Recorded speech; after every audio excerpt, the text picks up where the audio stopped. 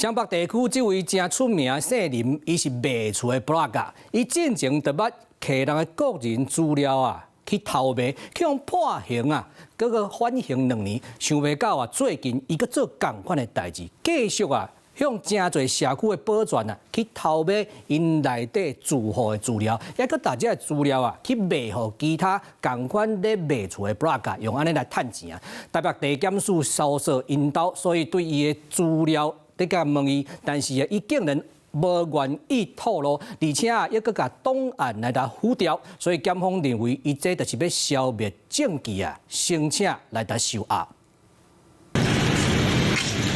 看到镜头，经地无法由外头甲边查咧，伊是湘北地区卖厝姓林的中人，涉嫌偷卖个人资料，叫检调搜视约谈。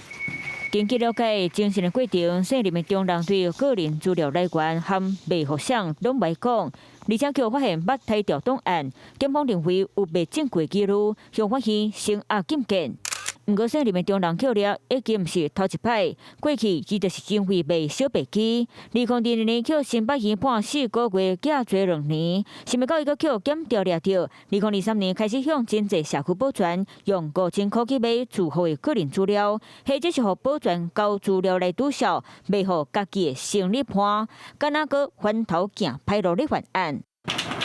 台北市的个人资料全部拢看现现，当时姓林的中人和生理判开发的小白机，个人资料范围南北二路，拢总有刺激7000万笔的资料，就含陈水扁、马英九、蔡英文3位前总统的资料马拢有，真做国安问题。反正是因为趁钱，哪里趁水，看到钱目睭就金。这位房仲先前也因同样案件遭判刑4个月，得1颗罚金，相较于 他因此获得利益而言，这样的处罚可能过低，而无法达到预防犯罪的效果。本次行为人再次犯罪，刑责应该会再提高的。中人做无正经透露卖人的个人资料，检调会继续调查，强还各项。